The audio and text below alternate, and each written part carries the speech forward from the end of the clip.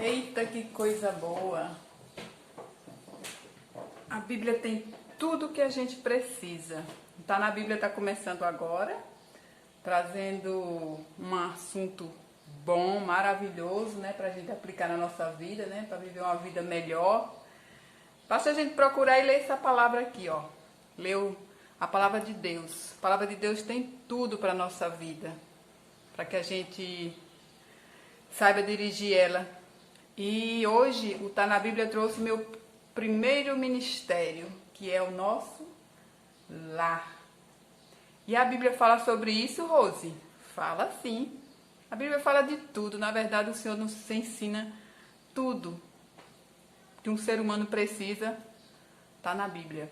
Se a gente colocar aquele tempo para servir ao Senhor, para ler a palavra dele, com certeza a gente vai descobrir muita coisa boa e aplicável na nossa vida, né?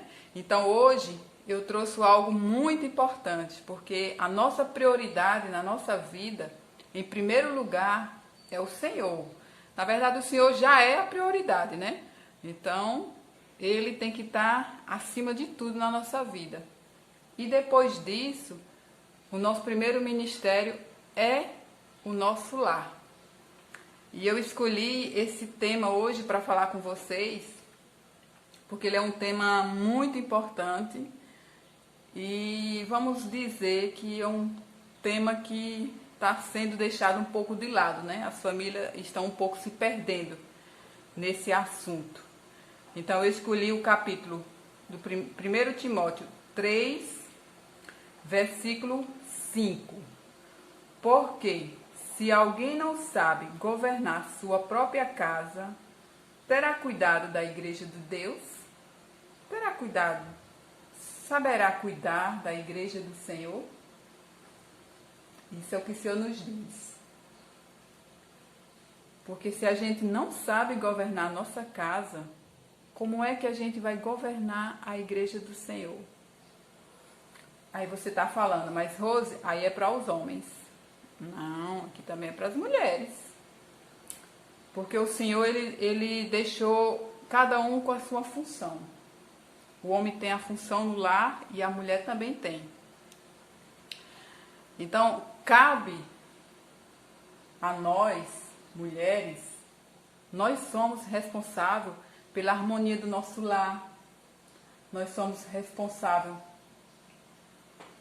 para deixar aquele ambiente gostoso, aquele ambiente saudável, onde o seu esposo, os seus filhos querem retornar.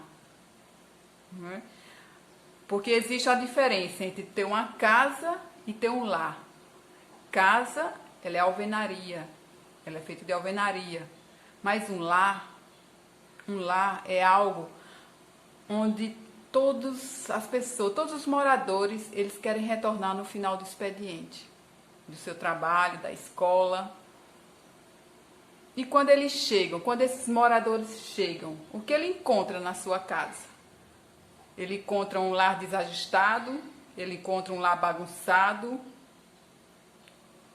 Certamente, quando a mulher, ela não coordena bem o seu lar, a sua casa não tem harmonia, a sua casa é agitada, os moradores têm um descontrole, porque o lar, ele precisa ser aconchegante, ele precisa ter a presença de Deus na sua vida.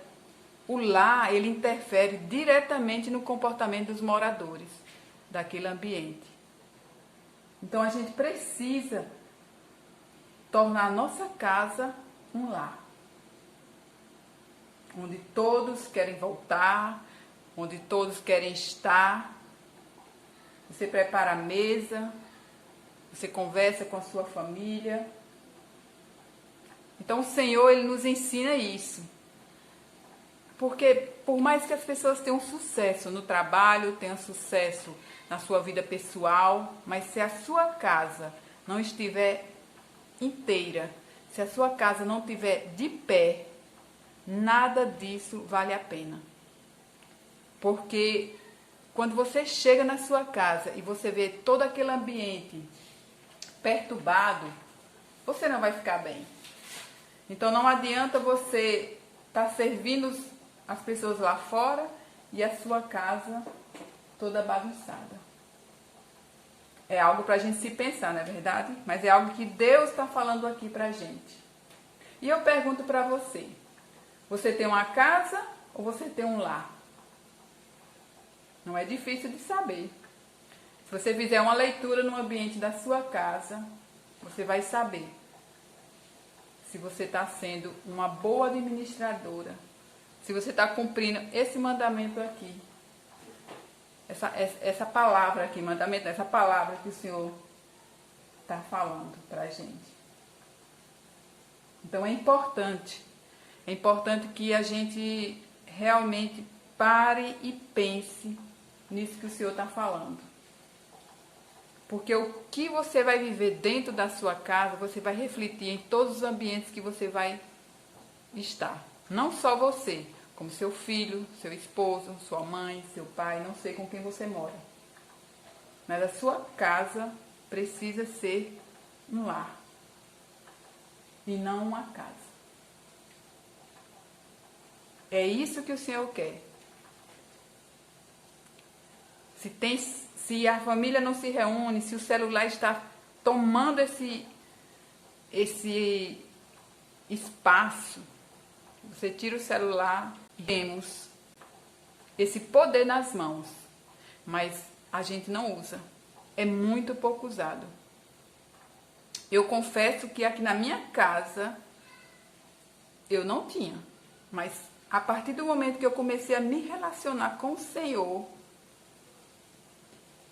eu fui observar, não tudo, algumas coisas eu tinha sim, mas eu observei isso, que realmente a nossa casa precisa ser um lar, precisa ter aconchego, precisa ter Cristo, precisa ter amor. É um caso a se pensar. Eu te convido a fazer essa reflexão na tua vida.